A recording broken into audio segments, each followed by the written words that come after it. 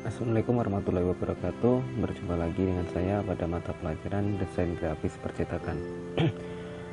Pelaksanaan pembelajaran kali ini masih dengan sistem daring, dikarenakan kita masih belajar di tengah pandemi virus COVID-19. Kita berdoa aja semoga virus ini segera berakhir. Baiklah, pada kesempatan kali ini kita akan belajar tentang materi tipografi, di mana materi tersebut berada di kompetensi dasar 3.2, yakni menerapkan tipografi sesuai media. Untuk memahami materi, langsung saja kita masuk ke materinya. Pengertian tipografi bisa kita lihat di sini. Tipografi itu berasal dari bahasa Yunani, dari dua suku kata, typos dan graphein. Di mana typos itu berarti bentuk dan graphein itu berarti menulis. Jadi bisa kita artikan bentuk penulisan. Untuk secara ilmunya, secara umum, pengertian tipografi bisa kita lihat di sini.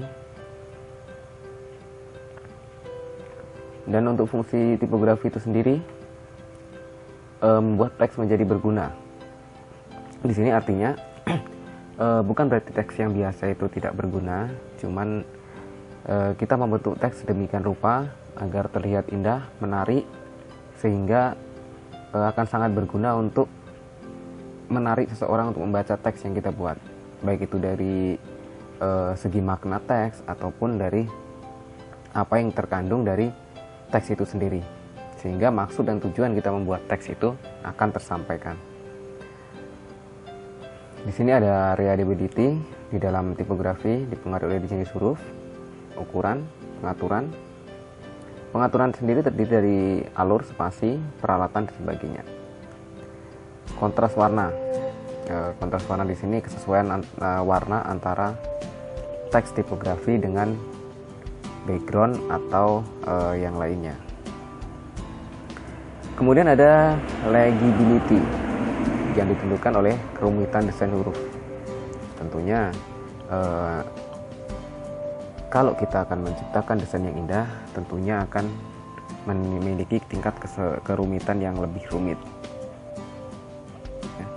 Untuk penggunaannya serif, kontras, stroke, dan di sini nanti akan kita bahas di bawah ya. Penggunaan warna, frekuensi, pengamat. Kemudian kita masuk ke contoh-contoh desain grafis. Di sini bisa kalian lihat contoh-contoh desain grafisnya. Mungkin kalian saat ini merasa bagaimana itu membuatnya. Nah, itulah yang akan kita pelajari pada materi kali ini. Kemudian secara tipografi bisa kita baca diawali pada tahun 3500 sampai dengan 4000 sebelum Masehi ya. Jadi sangat lama. Bisa kita baca di sini. Mungkin tidak perlu saya bacakan lagi. Oke. Kemudian lanjut kita ke perkembangan huruf. Karena tipografi itu adalah teks tulisan yang tentunya sangat berhubungan dengan huruf, maka sudah seharusnya kita mempelajari terlebih dahulu perkembangan dari huruf itu sendiri. Seperti yang kita ketahui, huruf itu berasal dari Romawi, dari kerajaan Romawi, yaitu nah di sini kita baca kerajaan Romawi di abad pertama yang berhasil menaklukkan Yunani. Jadi yang membawa itu adalah kerajaan Romawi, sementara asalnya itu dari mana, yaitu dari Yunani. Seperti huruf alfabet yang kita kenal saat ini, yakni A, B, C, D, dan seterusnya sampai sebenarnya yang di pertama itu hanya 21 huruf ya, sampai X, dan kemudian hingga saat ini kita kenal bertambah 2, yaitu Y dan Z. Di sini juga 3 huruf tambahan C, U, dan W, sehingga pada pertengahan dan sampai saat ini huruf alfabet Latin yang kita kenal yaitu 26 karakter. Lanjut kita ke rangkuman tentang tipografi. Bisa kalian baca sendiri di sini rangkuman pengertian dari tipografi itu secara singkat ini ya. Oke. Kemudian bentuk huruf. Menurut Xiaobing, Danton Xiaobing tahun 2001, bentuk komponen huruf dibagi menjadi yang pertama ada Kaplan, garis maya atau garis bayang horizontal. Kemudian ada mainline, ini garis maya yang menjadi batas bagian atas dari badan setiap huruf kecil. Kalau yang ini tadi adalah batas dari setiap badan huruf besar. Seperti yang kita ketahui, seperti ini contohnya, huruf besar dengan huruf kecil itu batasnya berbeda. Ini badannya dimaksud ya, seperti ini. Kemudian baseline, garis maya lurus horizontal yang menjadi batas bagian terbawah dari setiap huruf besar, seperti ini. Ada scander, bagian dari huruf kecil yang posisinya tepat berada di bawah baseline. Jadi misalnya seperti ini ya. Kalau di jenis huruf ini kayaknya nggak ada, cuman di jenis yang huruf lain ada, seperti huruf J. Huruf J biasanya dia akan lebih rendah, sudut bawahnya akan lebih rendah dari huruf yang lain gitu. Kemudian XX, jarak ketinggian dari baseline dan atau baseline ke mainline. Yang kita ketahui, baseline garis maya lurus terbawah setiap huruf besar seperti ini, dan mainline di sini adalah garis lurus horizontal yang menjadi batas bagian teratas dari badan setiap huruf kecil. Jadi batas antara sini ke sini. Oke. Kemudian kita masuk ke pengukuran dalam tipografi. Nih. Pengukuran yang dimaksud di sini adalah relative measure, yaitu pengukuran tinggi huruf, kemudian panjang baris huruf, kemudian dari spacing measurement yang sering kita kenal dengan line spacing, yaitu jarak antara huruf yang satu dengan yang lain atau kerning. Kemudian yang ini jarak antara baris. Kalau jarak antara huruf yang satu dengan yang lain, ya jarak ini antara satu huruf ke huruf yang lain. Kemudian leading, jarak antar baris. Antar baris yang dimaksud adalah baris ini ke baris yang berikutnya. Kemudian jarak antar kata, word spacing tracking, yaitu jarak antara kata yang satu dengan kata yang lain seperti ini. Kemudian kita masuk ke klasifikasi huruf. Nah, menurut James Craig, jenis huruf dibedakan menjadi yang pertama Roman serif. Di sini ciri-cirinya bisa kita baca. Ya, bisa kita baca sendiri, yaitu berciri-ciri berbentuk lancip. Seperti contohnya yang kita kenal saat ini adalah Times New Roman. Kemudian ada sans serif. Di sini perbedaannya ketebalan huruf yang sama atau hampir sama. Jadi untuk contohnya bisa kalian lihat contoh dari jenis Times New Roman, Helvet, Arial ya, itu ada pada Microsoft Office Word. Kalau kalian melakukan pengetikan, di situ ada jenis-jenis hurufnya. Jadi bisa kalian bedakan itu jenis huruf Roman serif, sans serif, script, monospace, atau dekoratif miscellaneous. Di sini ciri-cirinya bisa kalian baca sendiri ya. Oke, kita lanjutkan ke karakteristik fisik huruf. Sini, karakteristik huruf merupakan watak atau kekhasan huruf dari A sampai Z. Karakteristik huruf yang berbeda dapat menimbulkan kekontrasan dan efek visual tersendiri. Apa maksudnya di sini? Di sini adalah penggunaan huruf karakternya. Misalnya kita menggunakan huruf dengan karakter tebal atau karakter tipis. Biasanya karakter huruf itu sendiri mewakili dari makna yang akan disampaikan dalam penggunaan huruf atau dalam tulisan yang kita buat atau dalam tipografi yang kita buat. Oke, kemudian ada pedoman penggunaan huruf. Ada dua macam pedoman penggunaan huruf. Di sini ada tipografi mikro. Di sini bisa kalian baca sendiri. Ini huruf leading dan kerning, kalau kalian lupa bisa kalian putar balik ke belakang, tadi sudah dijelaskan di sini. Kemudian tipografi makro. Ini permasalahan strategi kreatif mulai dari konsep desain, filosofi, kaitan huruf dengan sejarah, sasaran kelayak. Nah, sasaran kelayak di sini adalah sasaran dari pemirsa yang akan membaca atau melihat tipografi kita. Untuk filosofi itu mungkin kita udah tahu filosofi itu apa, nggak perlu saya jelaskan lagi ya. Nah, ini serta penggunaan huruf sebagai sebuah solusi komunikasi. Ya, seperti kita ketahui, dengan menggunakan huruf atau tulisan itu adalah salah satu cara kita berkomunikasi. Kemudian ada pemilihan huruf. Pemilihan huruf di sini bisa kita baca, namun dapat saya jelaskan sedikit.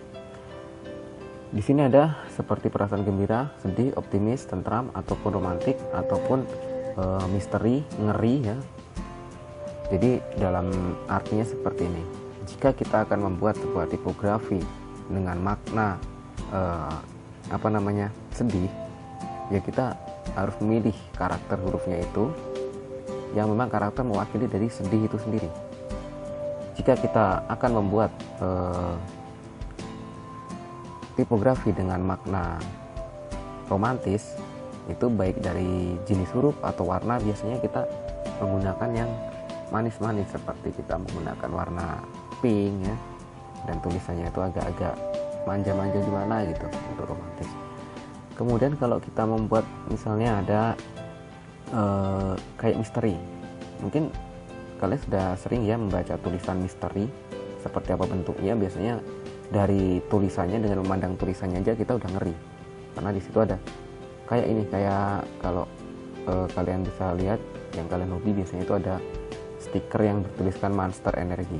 Nah, tulisan monster itu kan mewakili monster mungkin ya, jadi tulisannya seperti itu bentuknya, bentuk tipografinya ada kayak bercak-bercak darah gitu. Oke, kita lanjut ke komposisi tata letak.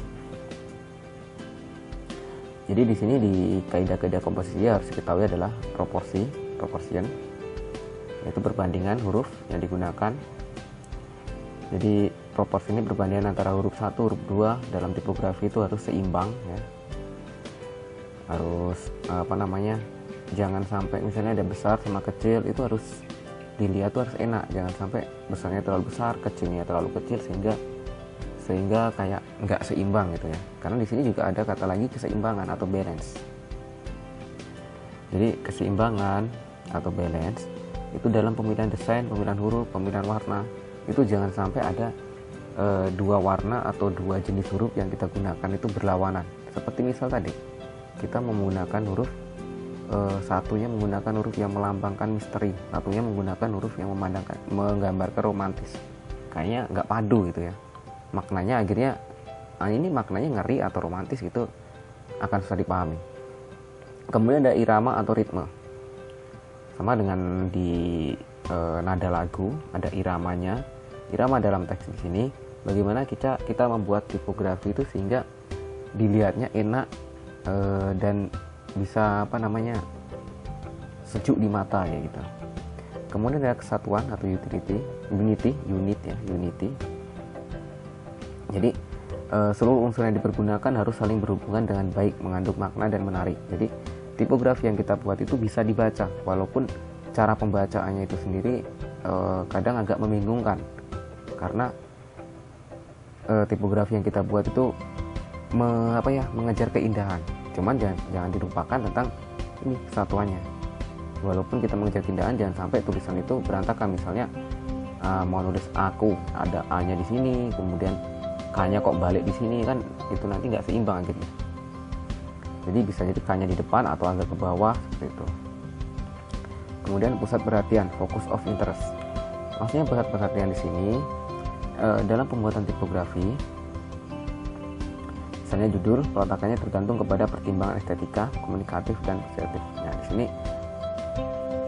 pusat perhatian, bagaimana caranya kita membuat tipografi itu tuh menjadi setiap kali orang melihat Misalnya tipografi kita di lembaran seperti ini, di spanduk kayak gitu, ada tipografi di sini. Bagaimana caranya tipografi itu menjadi, saat orang melihat spanduk itu akan langsung memandang ke tipografi yang kita buat, sehingga makna yang kita maksudkan akan langsung tersampaikan. Jangan sampai kita membuat tipografi yang membayang atau susah untuk dilihat. Kemudian kontras di sini adalah perbedaan tinggi rendah, panas dingin, warna, termasuk cerah dan suratnya.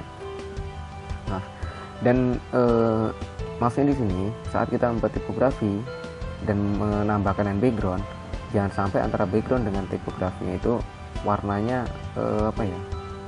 kayak hampir sama gitu, sehingga orang akan susah membacanya kayak gitu. Jadi misalnya backgroundnya warna putih, kita membuat teksnya warna biru atau hitam kayak gitu.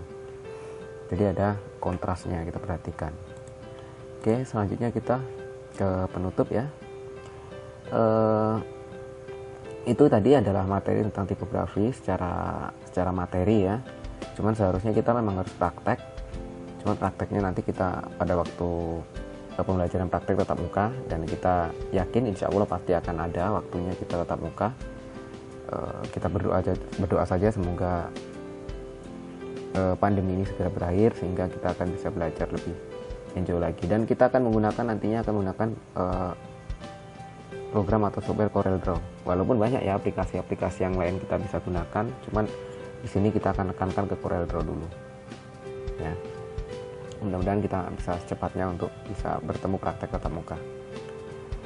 Mungkin itu di sini di tipografi materinya hanya secara singkat ya, untuk kalian bisa mencari lagi tambahan materi di Google ataupun di YouTube atau di buku-buku ya, atau bahkan bisa langsung nanya langsung. Jadi jika ada pertanyaan dari materi yang saya sampaikan, kalian bisa langsung bertanya di kolom komentar atau japri ke WA saya secara pribadi. Oke, sebelum kita tutup, di sini ada uji pemahaman. Jadi materi yang sudah saya jelaskan tadi kalian harus pahami semua.